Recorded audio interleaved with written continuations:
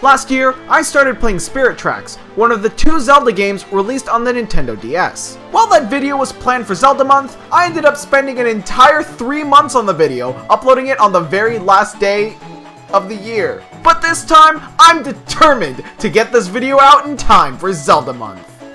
What do you mean it's Mario Month now? Well, anyway, I'm committed to seeing this game to the end. So far, I've been having a pretty good time with the game. The characters are really cool, and the setting so far has been pretty intriguing. Since I already talked a lot about Spirit Tracks and stuff in part 1, I think it's time to finally jump into Spirit Tracks once again.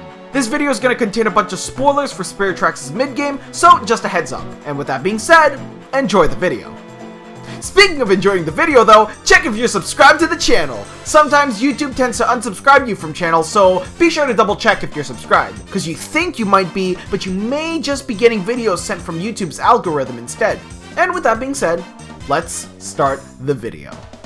We started back from where we left off the last episode, the Snow Temple. Zelda points out that the snowstorm has suddenly subsided, making exploration of the area a lot easier. I assumed it was time to get back to Anjan and receive the next real map. Before I did though, I noticed something on the map that wasn't the abundance of bomb trains, but something that looked like Beetle's head. It seemed to act differently than trains since it didn't exactly follow train tracks, so I assumed he either pedaled by foot or had a flying train! Unfortunately, because of this, it made it extremely difficult to follow him, so we'll keep him for later. Meanwhile, I found the bridge worker station, which wasn't on the map. Here I also re-encountered Ferris, the weird train guy from before. He mentioned something about a stone arch, which I guess we can also get back to later. Speaking of Beetle actually, he sent us a message via mail. Apparently he opened up a shop in a hot air balloon! Well, at least I was half right. I eventually met the bridge guy, who's just the ship parts guy from Phantom Hourglass. Apparently, he's able to follow you and create bridges wherever you need, so that sounds like it'll be useful in our travels. We eventually made it back to the Tower of Spirits. It's admittedly pretty convenient that each rail map seems to have easy access back here. Anjan tells us that next up on our adventure is the Ocean Realm.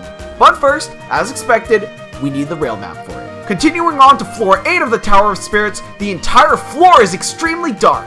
Zelda also makes a comment about there also being what? You're saying not only do we have to deal with phantoms, but ghosts too? Hey guys, welcome back to today's Zelda Month video, Wind Waker. I instinctively went to smash some pots on the side when Link finds a wood heart.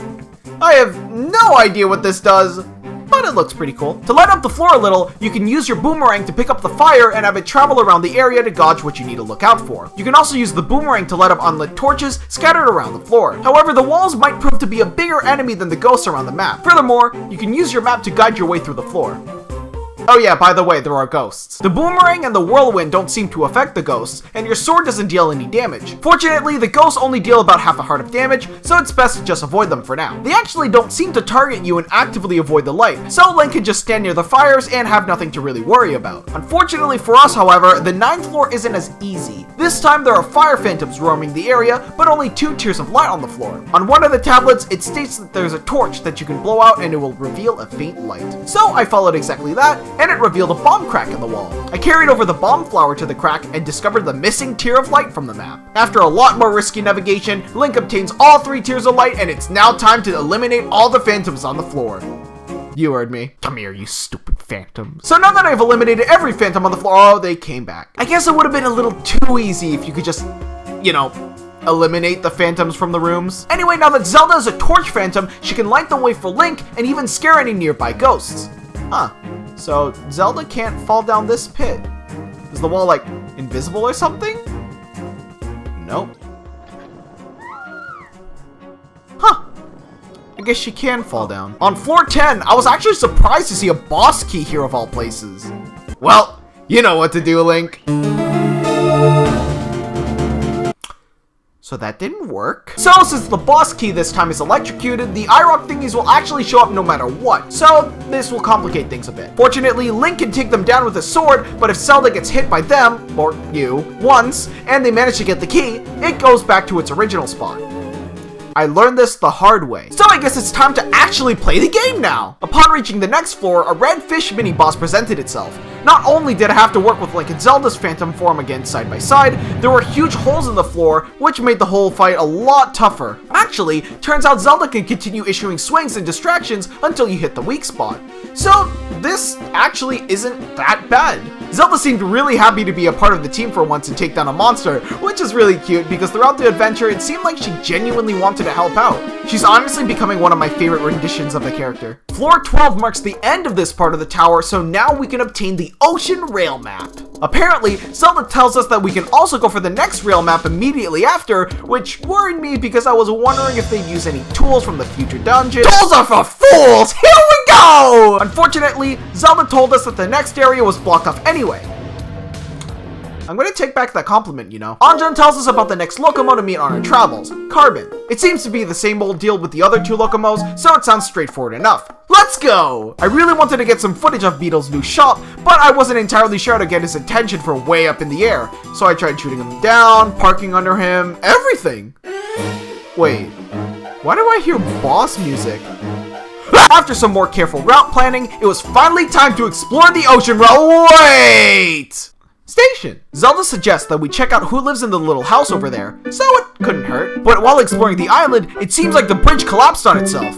Fortunately, I think I know a guy who, I think, could fix this little problem for us. What do you mean you're retired? Anyway, we entered what seemed like an empty house at first, but suddenly, someone walked out of the back room just in time to introduce himself. It's Linebeck! And he looks the same as ever, but this is actually because he's Linebeck the Third. I see his grand ego hasn't left the family bloodline. Linebeck tells us that the bridge being broken is also hurting his business as well, so he recommended the bridge master over in the Snow Realm. Oh yeah, that guy, you know, that too. Heading over to the Snow Realm, I saw Beetle one more time, which is when I had an idea. And sure enough, that was it. It caught Beetle's attention, he lowered his ship down, and I was finally able to check out his shop. Speaking of, I should probably read all the mail the mailman gave me. Huh? I guess I should have read his mail first before putting myself in explosive situations. For those who don't... Oh yeah.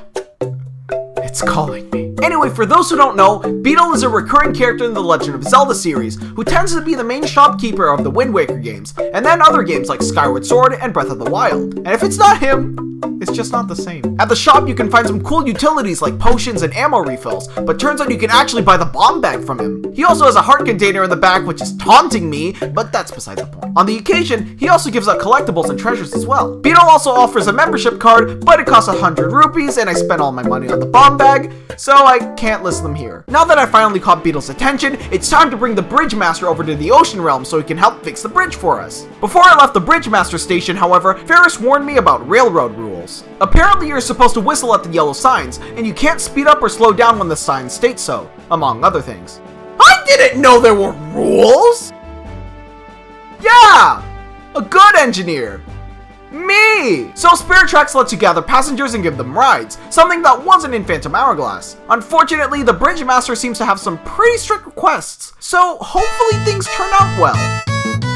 Oh god. Yeah, I did it! Ow, shit, damn it, no!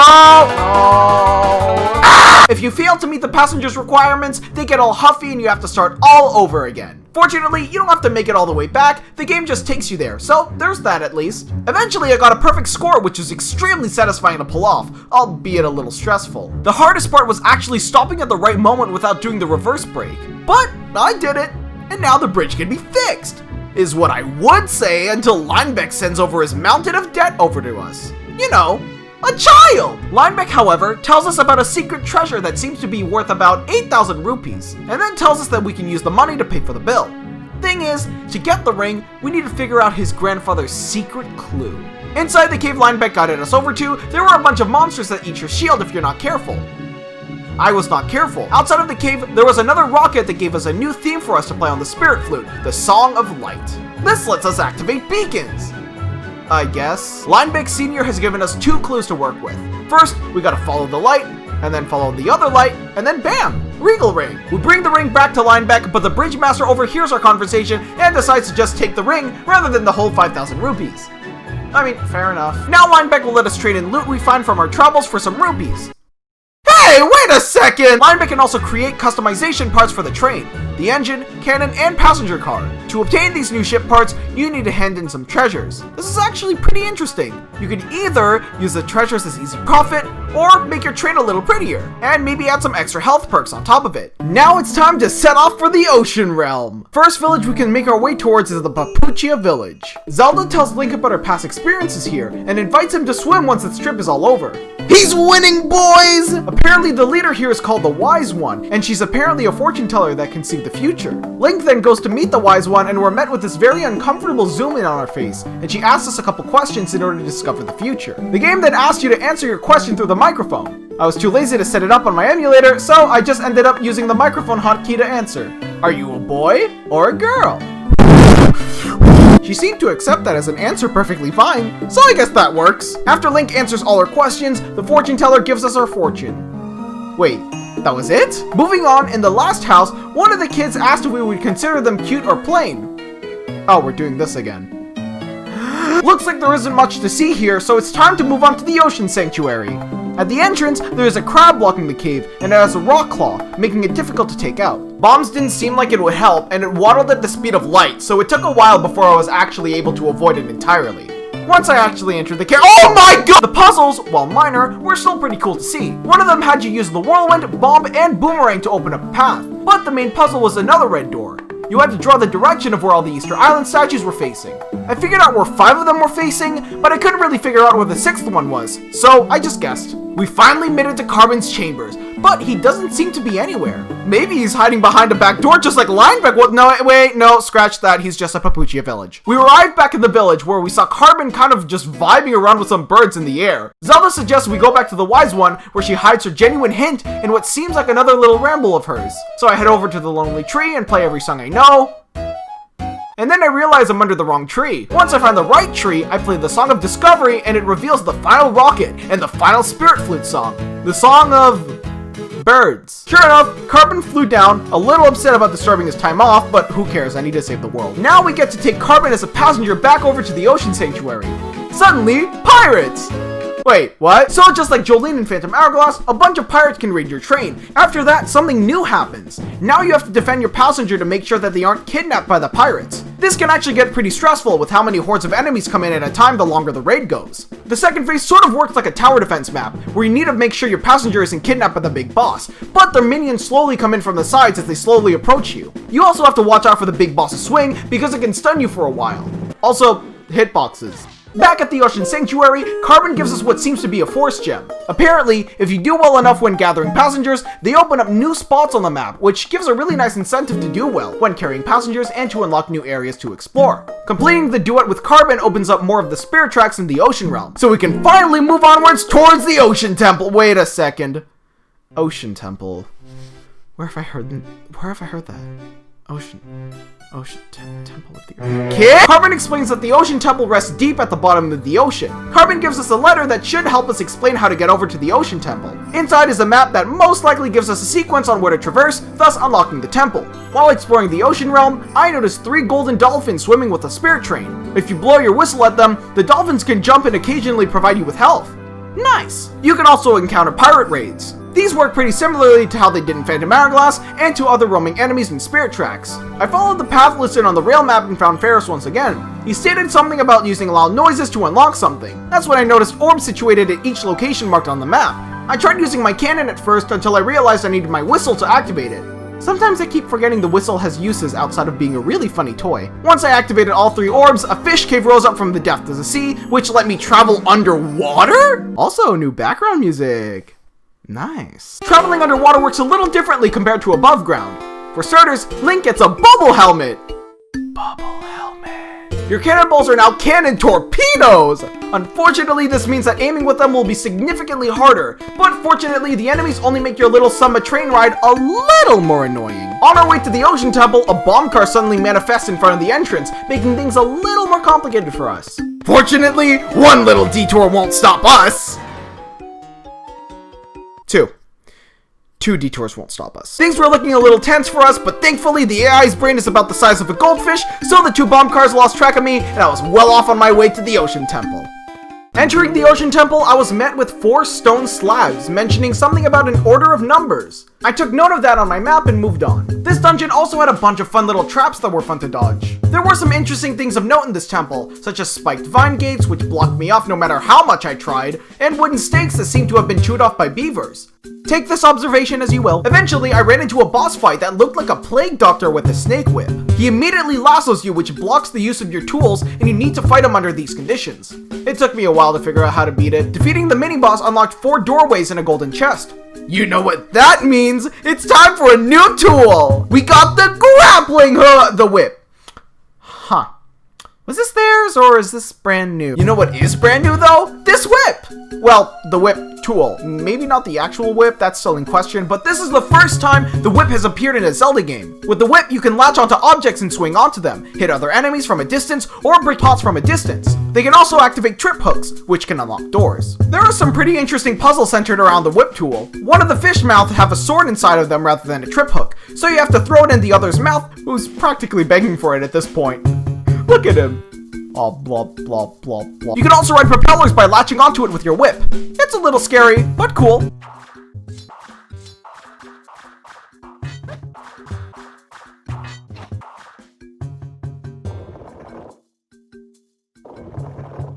I think I missed the point of this exercise. Anyway, Link finally makes it to the boss key. You know what that means! Oh. Boss number 3 is Phylos, whatever. This boss is a pre-boss phase and a boss phase. The pre-boss phase was actually making it up to Phylos, which sounds a lot easier than it was. But fortunately, it taught me that I could whip the thorns off the tentacles back into its eyes, just like the obstacles in the dungeon. Once Link made it up there, Phylos' boss phase started. The way this boss works is you have to make it so that the tentacles are blocking your way, then whip the thorns off, and then throw it back at the head. You need to do this twice, in order to reveal its weak spot. Then you need to do it a 3rd time to hit the eye and bring Phylos over for some big damage. Slowly, the boss's phases get a little tougher. The 2nd time around, Phylos actually starts fighting back, making aiming and taking your time a little less easy. But the 3rd time around, it can actually knock you off the platform if you're not careful. Fortunately, Link triumphs over the boss, which in turn reveals a blue gem, which brings down another part of the Tower of Spirits back down to Hyrule. Moving back to the top of the Tower of Spirits to get the final rail map, we're introduced to a new enemy in the Tower of Spirits, the Phantom Eyes. Just like in Phantom Hourglass, the Phantom Eyes can alert phantoms to their location and stun you for a bit if you're caught long enough. Fortunately, they're pretty easily disposable by stunning them with your boomerang, which lets you approach them with your sharp metal object. There were a lot of cool stealth sections here, like when you had to distract one of the phantoms to be able to obtain one of the Tears of Light. Now Zelda became a warp phantom. This can let her teleport to any phantom eye on the floor with ease, which proved to be super helpful. Going back to that floor with the phantom puzzle I talked about, now there are no more phantom eyes, which I found suspicious. Then I realized this was so that you couldn't cheese anything by having Zelda teleport to somewhere you weren't supposed to be. There were also some pretty neat puzzles that included using more of Zelda's phantom form and Link, sort of like backing the Gorons with Phantom Hourglass. Since Zelda cannot walk on sand due to how strong she is, Link can cross the sand himself. On the other hand, Link can't cross spiked floors, but Zelda can. With the help of tiles that can switch Link and Zelda's positions, they can clear areas that they wouldn't be able to achieve on their own, which is a really cool way to utilize each of their unique attributes and features. And now Link has obtained all the rail maps. Link and Zelda share a cute little high five until our celebration is ruined by Burn! Fortunately, Anjan just happened to be there at the right moment at the right time. Apparently, Burn used to be Anjan's apprentice, and Burn only worked under Anjan for power. Unfortunately, the spirits never granted his wish, and Burn was destined to try and become more powerful than the spirits themselves. Once Anjan realized there was no turning back for Burn, she quickly teleported Link and Zelda back to the train, where she said that she would handle Burn herself.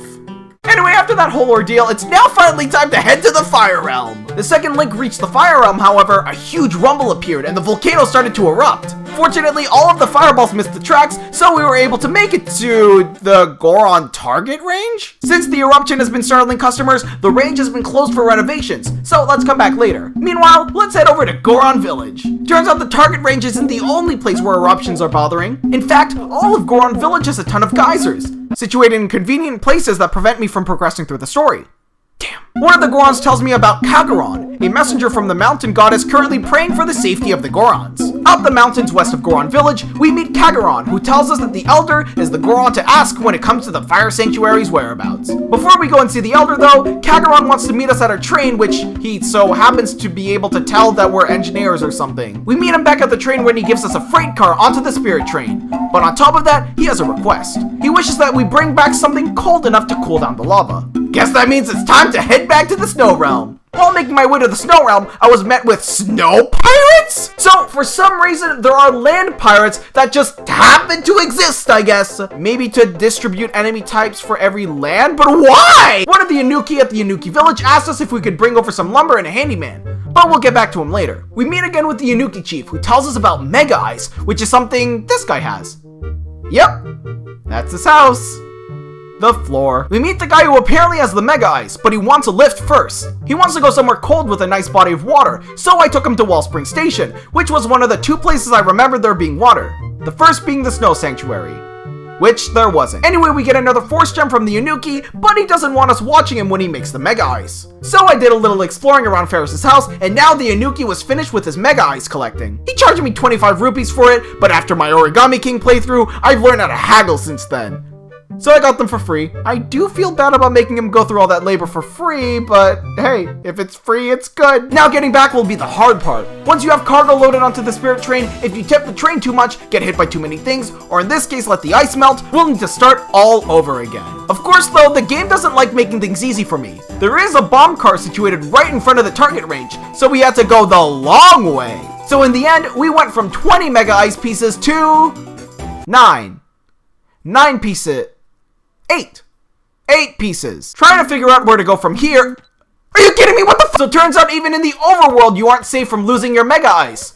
Which makes sense since it is pretty hot. But I mean, at least give me some time to... Okay, I'm moving. I find Goron, who uses my remaining Mega Ice onto the lava geyser, and sure enough, it worked! Now we can go and meet the Elder. The Elder grants us the ability to get to the Fire Sanctuary when... What? The Goron Village was the entrance to the Fire Sanctuary? At the gate of the Fire Sanctuary was probably one of the coolest puzzles I've ever seen in this game. It tells a tale about two men and a woman, and you have to figure out how to unlock the gate with only that story to go with. There's no vague answer or anything. You just have to put the pieces together and figure out where the correlation between the puzzle and the story. Or you could just randomly play the Song of Light. That works too. We finally meet Ambrose, the fourth and last Locomo. He's definitely got a fiery personality. Once again, we need to play a duet with him before we can make our way to the Fire Temple. So once that's been sung and done, we unlock the last couple of tracks on the rail map. But before we head off, Ambrose gives us a warning and tells us to talk to the people of the village before we leave. So I guess this calls for a talking montage. 3.0.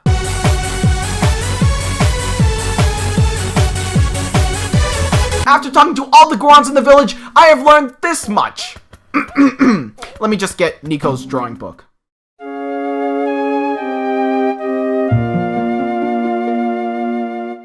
The Fire Temple is protected by 3 locks. But monsters stole all of the keys. Oh no. But it's okay, because the monsters do not like big noises. They also like to run away. One of the Gorons is unable to make it home because the only 2 geysers left in the city are blocking his, and only his house. But everybody went home and forgot Goron. He requests that I get more Mega Ice for him so he can make his way home. Now, Link and Zelda are on their way to obtain the 3 keys necessary to unlock the Fire Temple. I wasn't sure what to expect from those key-stealing enemies, but when I encountered them, I realized they were huge flying elephant things. Basically, they'd run away from you in contrast from the bomb cars, but they'd follow the rails so it would be possible to track them down with the spirit train. Then I used the whistle to get them to stop moving and get them in cannonball range, which lets me take the keys. But things don't stop there. They may get stunned, but now they start chasing you and fast. I assume they steal the keys back if you aren't fast enough, but I wasn't staying around to find out if that was true. But no worries, because Link was able to obtain all 3 Fire Temple keys and fended off the elephant bird things long enough until we reached the Fire Temple. This temple has its own temple music, themed more around the types of instruments you'd hear in a fire dungeon. It also has minecarts and volcano-stopping stones. On the second floor, there was a heat toys in a room surrounded by some sort of electric ball snake. The weakness was discovered completely by accident. I thought the turtle needed to miss me once for it to get dizzy and vulnerable, but it ended up needing to hit the electric winders instead. Winders. Sure. Inside this room, Link gains access to yet another tool, the bow and arrow. This lets you take out the electric winders, activate eye switches, and hit enemies from far away. You know, sort of like your whip, but better. There are also these arrow orbs that you can shoot an arrow into and it will redirect it. You can change the direction with a boomerang or anything that will reach it, really. You can also pick it up and throw it anywhere you like if the arrow orb needs to reach a certain point. But it wouldn't be a ScraggyKing20 Zelda video if I didn't talk about the puzzles. One of the puzzles in this temple really impressed me, which is the one which utilized the different layers of the map, one of the lava stones, and a diagonal-only arrow orb. Realizing that you can use the arrow orb from the level below it and bringing it up with you, as well as taking out the stone after it was sitting on boiling hot lava, and even holding it underneath where it was erupting onto. Link's pretty metal. Meanwhile, I don't want to talk about the final puzzle.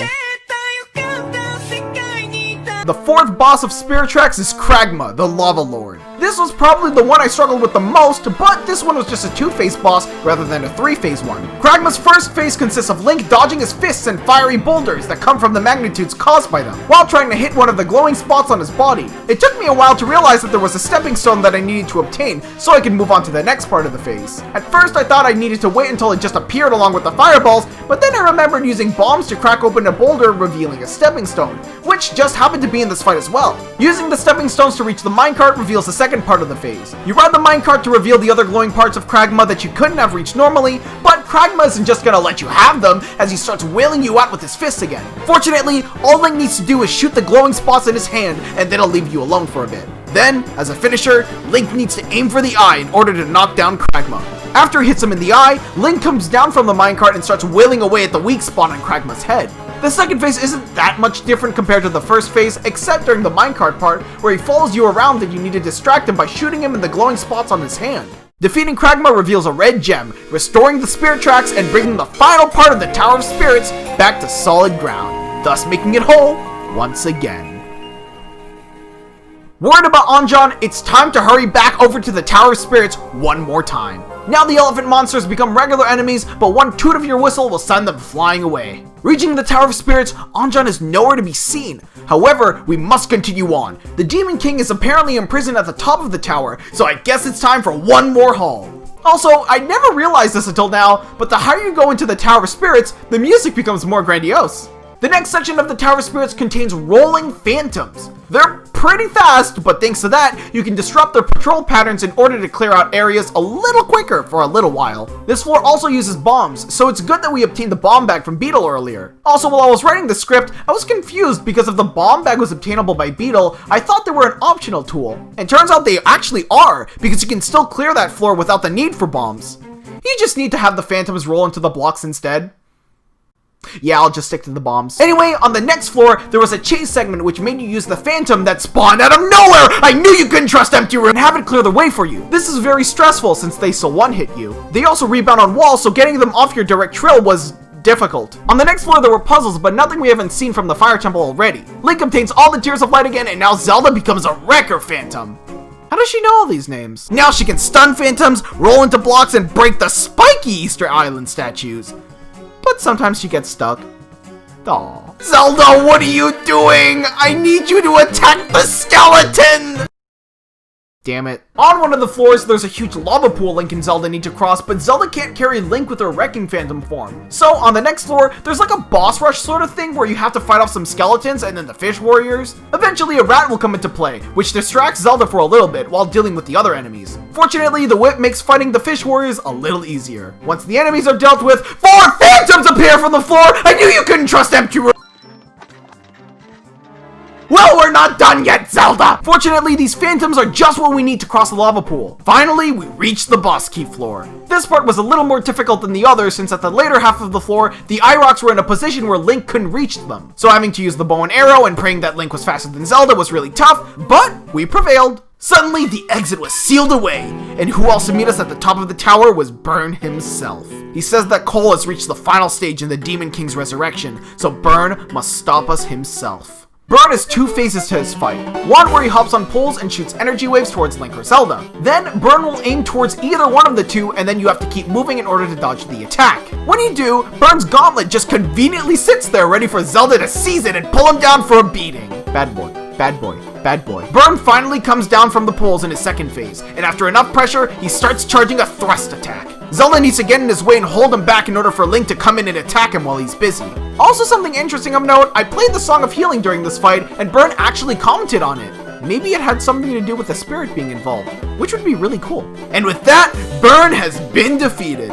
Link and Zelda share a really wholesome moment where they celebrate their teamwork, but during that time, Burn makes his getaway! Outside the Tower of Spirits is a staircase running along the side of the tower. When we reach the top, we can see Zelda's lifeless body hovering in the air as Cole expresses his disappointment in Burn's defeat. Then, after a huge storm surrounds Zelda's body, out comes the Demon King?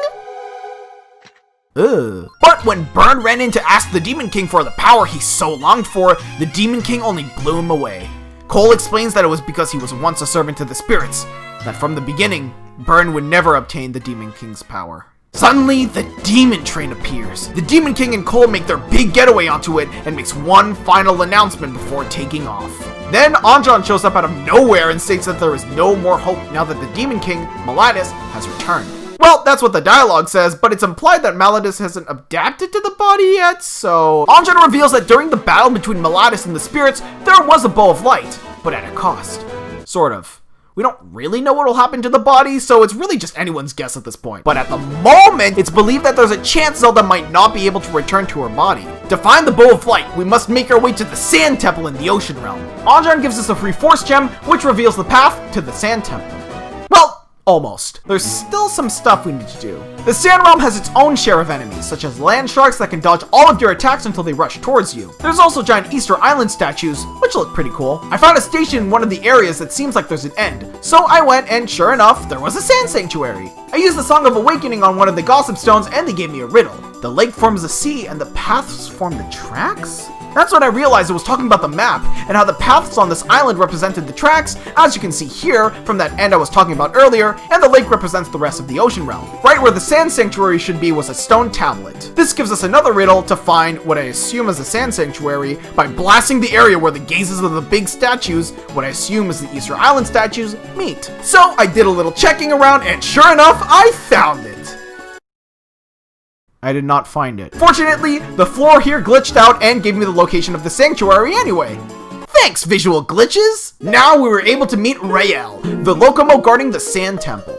Now, you already know how this song and dance goes, literally, so how about we talk about some more game mechanic stuff? While Phantom Hourglass is the Cyclone Slate to traverse the areas, Spirit Tracks is the stone arches called the Space-Time Gate. By hitting the green gem on the arches and then blowing your whistle, you can travel across the realms. However, some of these must be unlocked by obtaining certain Force Gems or by completing certain story quests. Back in part 1, I mentioned I was going to go into more detail into Nico's stamp book in this part, and I'm glad to say that I can do that! There are 20 stamps in all, and with enough stamps, you can get specific rewards from Nico. With 10 stamps, there's a Shield of Antiquity. This shield cannot be stolen from Likes, obviously because it's like a one-time gift, so that's a really cool gift to have. With 15 stamps, Nico gives you your engineer's clothes back. What he was doing with them is a question that should remain unanswered. And with 20 stamps, you can get the Swordsman Scroll, which gives you the ability to learn a brand new sword technique. Zelda games usually have a handful of minigames you can play outside of the main campaign. By playing them, you can usually get some fun little perks, and Spirit Tracks is no different. One of these minigames is the Goron range, where you need to hit targets. Each of them are worth different amounts of points, but shooting Goron faces gives you a big scary lecture, which is just Goron for you lose points. Winning gives you rewards, but the better rewards comes with a better score, which makes sense. Remember those fetch quests from earlier with the lumber and the mega ice? Well, those are other little quests Spirit Tracks can offer to keep you, the player, busy if you feel like you want to take a break from the main campaign. By doing those side quests, you can obtain more Force Gems, which in turn unlock more spots on the rail map. Of course, there's also the guide and NPC over from point A to point B quests. Some want you to bring them to certain locations or have you do special tasks. Ah, look how happy he is. And while we talked about that, Link has already unlocked the rest of the Spirit Tracks leading to the Sand Temple. Rael tells us that before we make our way there, we must pass 3 trials. The first trial is about an eye in the dark. This is just a rematch with the rock bug monster from way back in part 1. This one, however, has a phase which requires you to blow up TNT barrels from where the rock tide is coming at you. This is because its eye is closed, making it impossible to shoot at it otherwise. The second challenge is getting through the twisted tunnels. This wasn't too difficult actually, since going forward sent you back to the beginning, and there was only one other tunnel you could possibly go through in order to move on. Also, I've played enough Gaia to figure out going backwards is also an option. The third and final challenge seemed to be the Sand Temple itself, but what the heck is that? I made my way through the turrets and was finally ready to enter the Sand Temple. I have to what?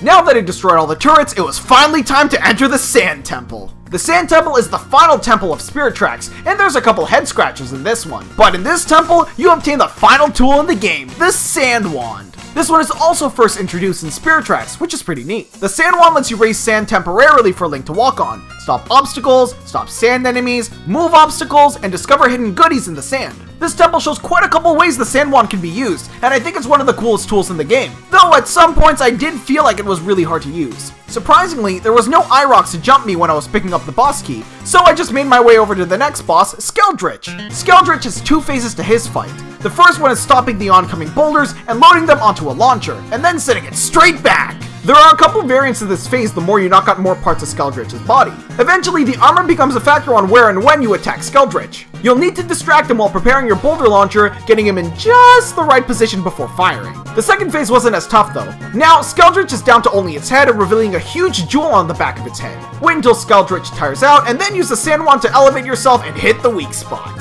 Skildrich actually leaves himself vulnerable again after you get knocked off, so if you're quick enough, you can one-cycle this phase. And then, Skildrich falls, and we can now proceed to procure the Bow of Light. Now your regular old bow and arrow is replaced with a Bow of Light, which can now shoot, well, arrows of light if you hold it down long enough on the touchscreen. This took me a while to figure out. Link and Zelda go and tell Anjan the good news, so now it's time to find Maladus. Unfortunately, Anjan has literally no idea where he is. But that's when Burn comes in and reveals that below the altar at the Tower of Spirits are hidden sets of tracks, along with the Compass of Light, which is the only thing that can take us to the Demon Train. Before we go, however, Anjan gives us the Locomo Sword. I'd assume it lets us skip the whole Tear of Light thing and lets me take on Phantoms. Back at the top of the Tower of Spirits was the stamp box. Yeah. Oh. Right. Back at the top of the Tower of Spirits were 2 eye switches, but only the ones activated by the Bow of Light. Inside the opening that, well, opened up after triggering the 2 switches were the final couple floors of the Tower of Spirits. These put your tools and your knowledge of Phantoms to the test, as you need to utilize every single one of their skills in order to progress through these last few floors. One of the main attractions in this segment is the 3 key door puzzle, where you have 3 entrances and 3 switches to activate, all while roaming around the room and switching Phantom types to solve Phantom-specific puzzles. And then for some reason, one of my arrows went through a solid door and still activated the final switch and opened the door, which made me extremely confused. But it was pretty funny. On the final floor was the Elite Phantom Hangout. Or so that one Phantom claims. Now every Phantom is here, and it's time for Link and Zelda to put everything to the test, as every obstacle only makes the floor a little tougher to travel on. Fortunately, Link and Zelda are able to prevail and obtain the Compass of Light. But then, the forest rail map started to glow ominously. So it was finally time to chase the Demon Train into the Dark Realm. The Dark Realm is the final realm of Spirit Tracks, and here, there are a bunch of armored bomb trains. You can stun them very briefly, but it won't matter too much since anything on these rails travels at extremely high speeds. That means your Spirit Train can too, however. With the Tears of Light scattered around the rails, you can finally hammer away at the bomb trains. But it's a lot easier said than done. The AI on these trains are insane, since they can pincer you, block your path, or just charge straight at you. These ones actually change their direction depending on where you are, so you also have to be careful about that. They can even go in reverse if you happen to be behind them, so it's just best to stay away from them if you don't have the Tears of Light on you. But with the Tears of Light active, your train now becomes a huge torpedo of light, and with your whistle, you can reach even higher speeds!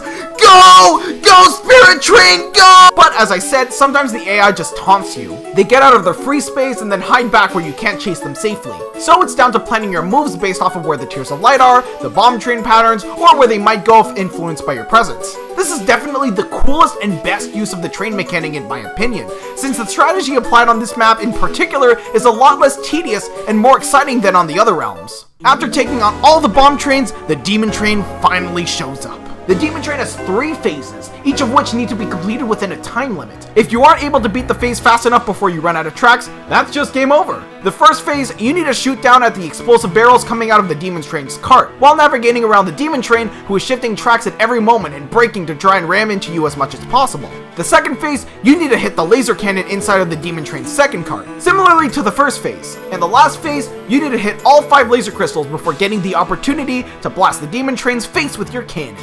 The demon train's final gambit is just to ram into you, so you have to mash the touchscreen as fast as you can in order to take it out before it takes you out. This is it, the final battle against Malatus. Anjan says it's too dangerous for just the 2 of us, so she was about to join the battle if not for Burn, who offered his own help instead due to the wounds of their battle. But instead, Link and Zelda both choose to leave both Burn and Anjan behind for the final battle. With that, Anjan gives us a phantom model to possess, but before we head off, Zelda asks Link what he's gonna do after this whole ordeal is over. Will he be an engineer? Will he be a warrior? Will he be a dunno? And with that, Cole greets us on top of the demon train. Then, when Malatus descends to fight us, the demon train suddenly begins to move. Here we go, no turning back now, Malatus boss fight! This one is pretty tedious, but fortunately it's only 1 phase. Link can't get close on his own since Malatus can shoot him with his lasers, so it's up to Zelda to distract Malatus with a laser, until she gets close enough to apprehend Malatus. However, this cackling goat demon won't make this easy for us. Cole will summon mice to surround Zelda, which, if you let them touch her, she gets zapped and becomes Cole's puppet until you use the boomerang to stun Cole or cut the ropes. I'm not exactly sure what it does, but use the boomerang anyway. Eventually, the demon train makes a play and starts shifting the floor, making it a little harder to reach Malatus. But while Link distracts Cole and Zelda distracts Malatus, their teamwork prevails as Malatus tries to shake Zelda off. Now, Link needs to shoot the... You know what? You get the point. Zelda tells Link to get as far away as he can from Malatus, but Link runs into her anyway, and then the demon train blows up. Wait, what?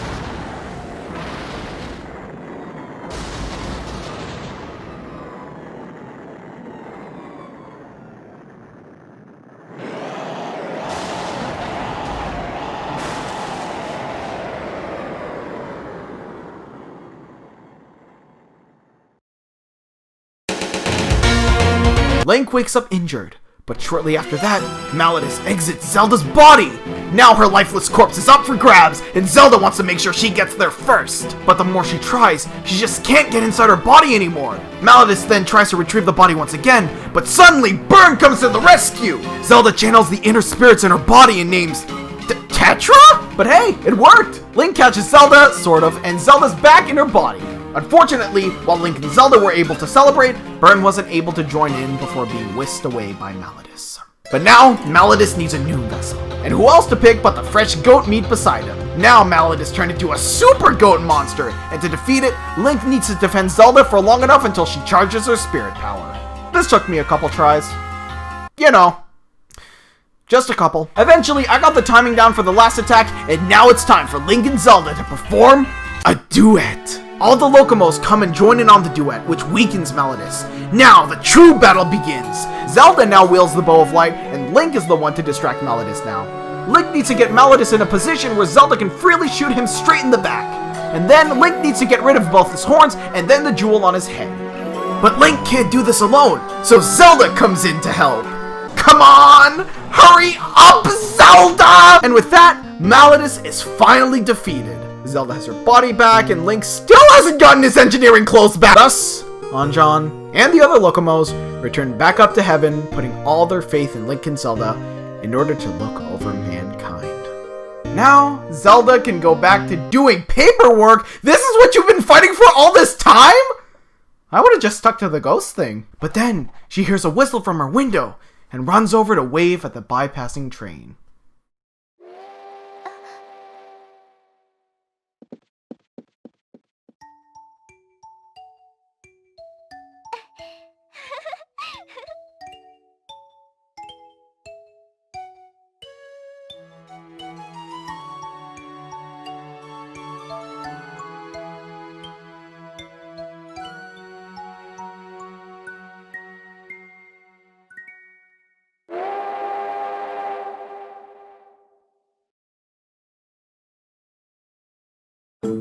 And that was The Legend of Zelda Spirit Tracks.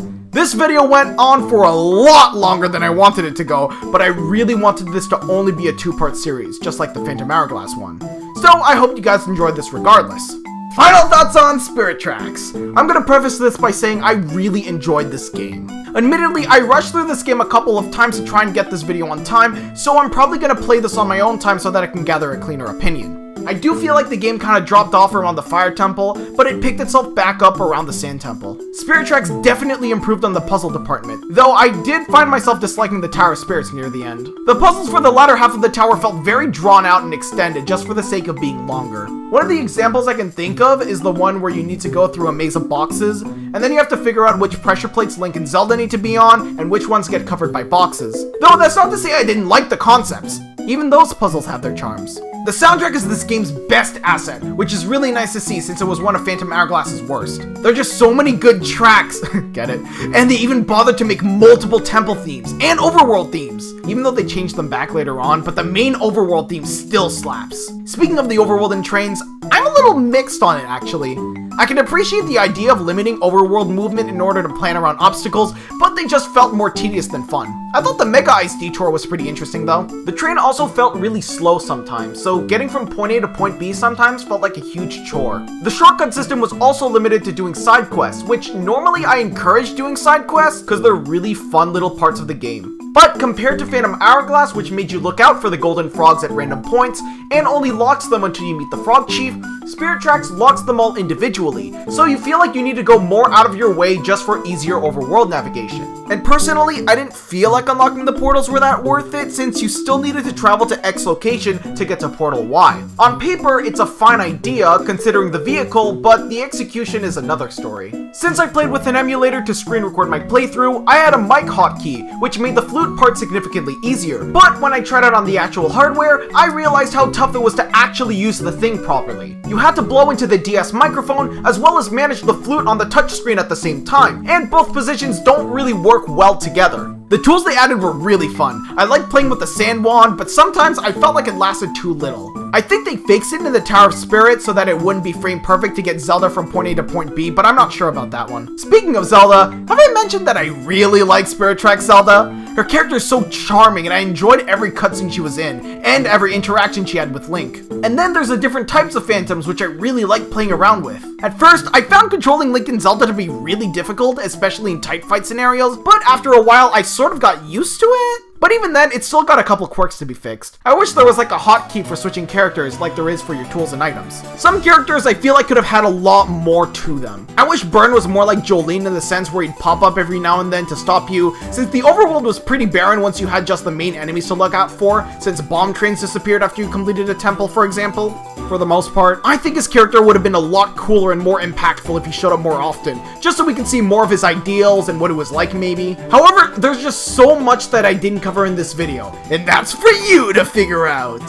Even though I kinda just spoiled a good chunk of the game, Spirit Tracks, in my opinion at least, is a pretty decently solid game overall. Implementing strategy and planning ahead with overworld navigation, along with a set of colorful characters, returning characters, and a kick-ass soundtrack. It's not perfect, but it's a pretty good time if anything. But hey, if you're at least a little interested, I do recommend trying the game out at least. It's got a lot of charm, and the bad points of this game aren't like super awful. They're just a little annoying, if anything. Thanks for watching, and if you like this video, leaving a like helps this video a ton. And if you really want to support the channel, hit the subscribe button and share this video around. Next time, we're going to be checking out the final game in this post-Sea Hyrule trilogy, Wind Waker. Which I'm aware was the first one in the timeline, so I probably should have started with that one first.